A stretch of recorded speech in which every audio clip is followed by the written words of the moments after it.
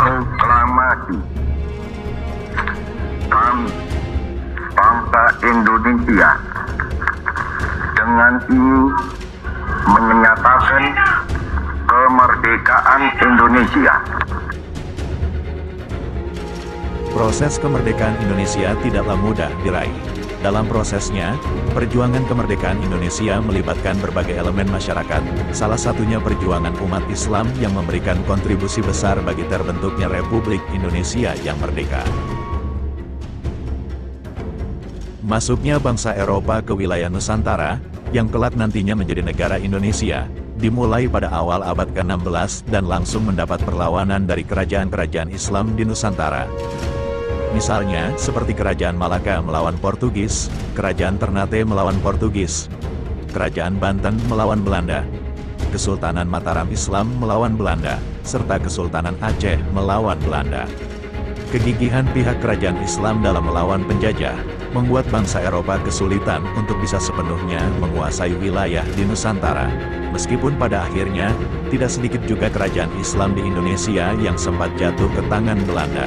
Terlepas dari itu, semangat perjuangan yang dimiliki umat Islam pada masa itu masih terus membara. Peran awal umat Islam dalam perjuangan merebut kemerdekaan. Perjuangan kemerdekaan Indonesia dimulai jauh sebelum proklamasi kemerdekaan pada tanggal 17 Agustus tahun 1945. Umat Islam telah berkontribusi dalam berbagai gerakan perlawanan terhadap penjajahan Belanda sejak awal abad ke-20. Beberapa tokoh dan kelompok Islam aktif dalam gerakan ini, seperti Haji Omar Said Cokro Aminoto dan Sarekat Islam yang didirikan pada tahun 1905. Tujuan didirikannya Sarekat Islam mulanya untuk memajukan perdagangan pribumi di Indonesia yang dikuasai oleh bangsa asing pada masa itu.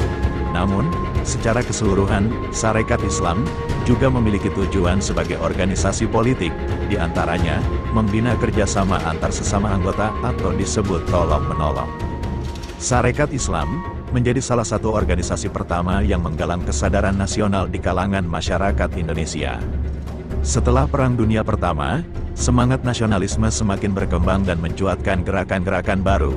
Bahkan, para ulama membentuk sebuah organisasi perjuangan untuk membangun kekuatan umat Islam Indonesia melawan penjajahan.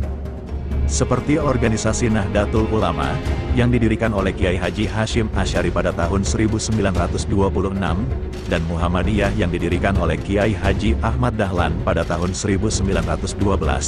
Kedua organisasi ini menjadi kekuatan yang sangat berpengaruh dalam menggalang perjuangan umat Islam dan masyarakat Indonesia secara keseluruhan untuk melawan penjajahan dan meraih kemerdekaan.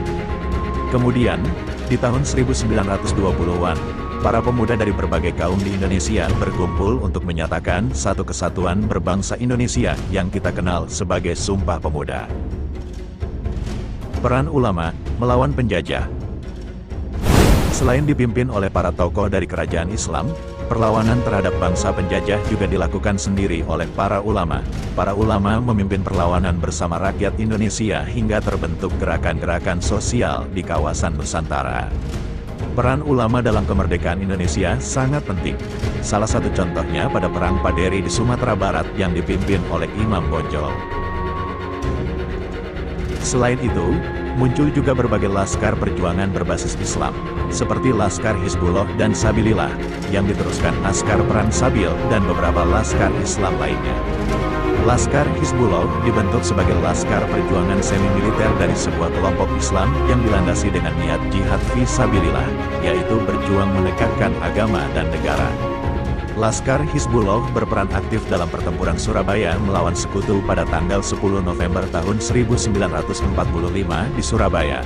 Selain itu, umat Islam juga membantu Tentara Keamanan Rakyat yang disingkat TKR atau sekarang disebut TNI untuk mempertahankan negara kesatuan Republik Indonesia lewat strategi gerilya melawan penjajah.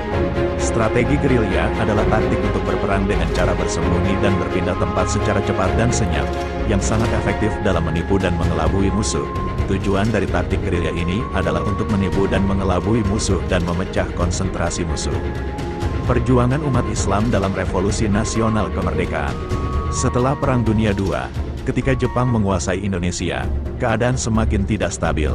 Setelah Jepang menyerah kepada Sekutu pada tahun 1945, kesempatan kemerdekaan muncul, dan pada tanggal 17 Agustus tahun 1945, Soekarno dan Muhammad Hatta memproklamirkan kemerdekaan Indonesia.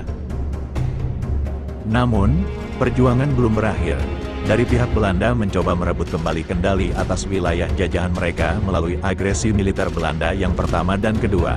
Selama masa revolusi nasional, umat Islam aktif terlibat dalam perang gerilya melawan agresi militer tersebut.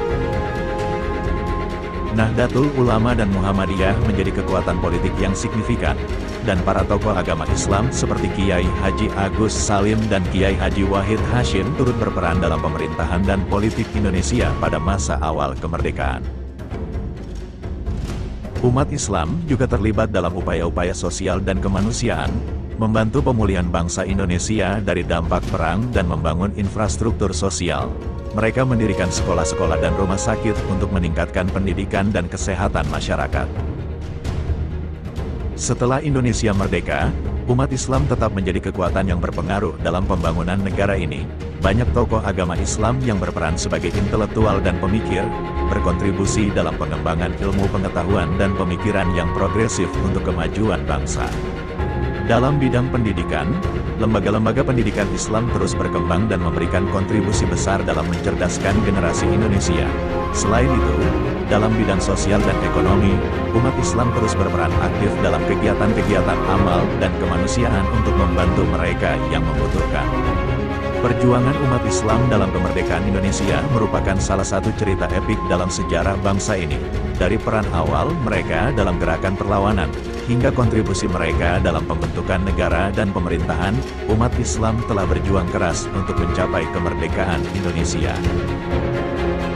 Para ulama yang bergelar pahlawan nasional telah meninggalkan jejak bersejarah dengan peran dan kontribusi mereka dalam memperjuangkan kemerdekaan dan memajukan umat serta bangsa. Berikut ini adalah 7 dari sekian banyak ulama yang mendapatkan gelar pahlawan nasional. Kiai Hasyim Asy'ari. Kiai Haji Hasyim Asy'ari, seorang ulama dan tokoh agama ternama, lahir di Desa Gedang, Kecamatan Diwe, Jombang, Jawa Timur pada tanggal 10 April tahun 1875.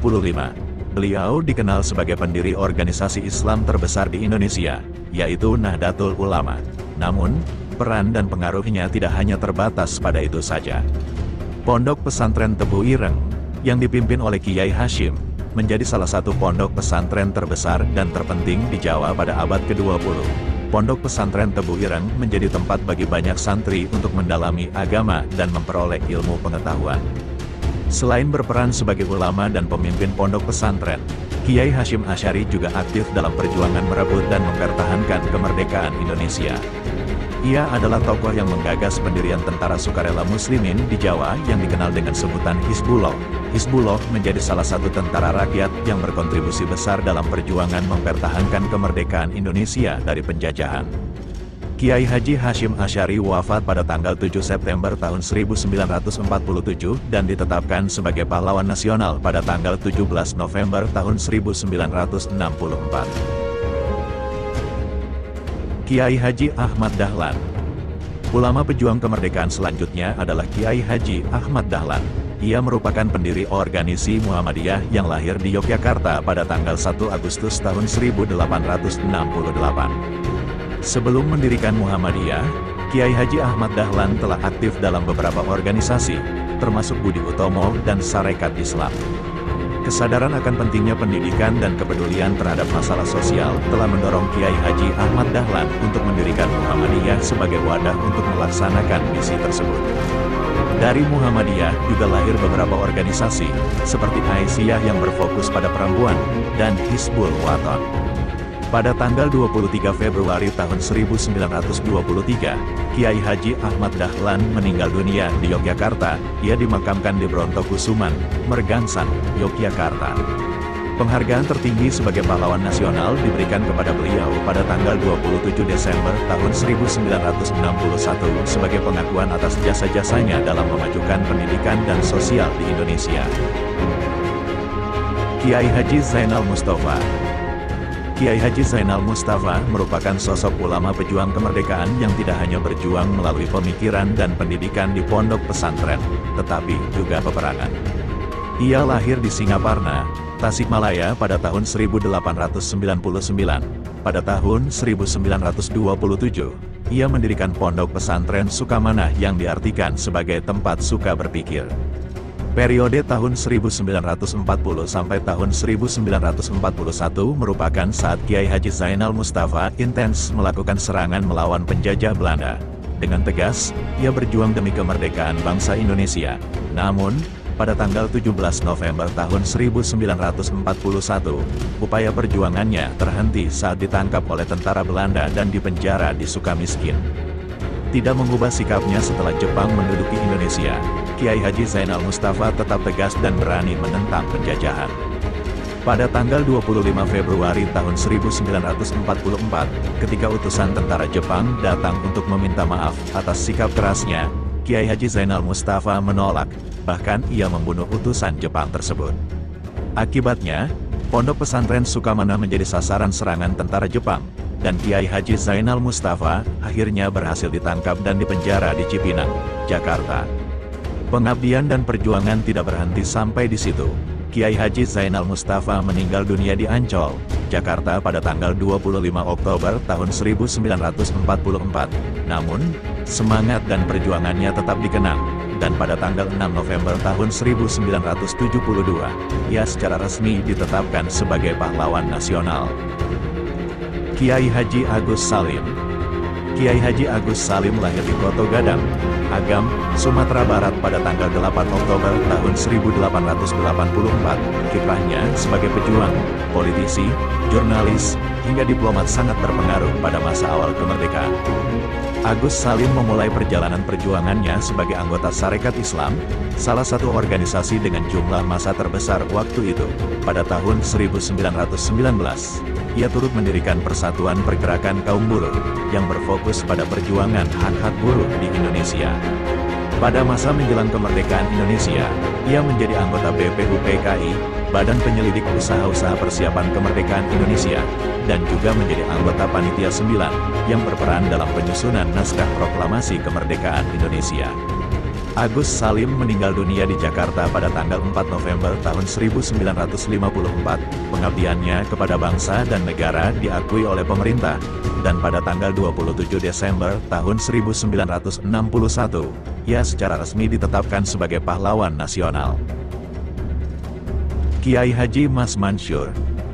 Kiai Haji Mas Mansur adalah sosok penting dalam sejarah Indonesia. Lahir di Surabaya pada tanggal 25 Juni tahun 1896.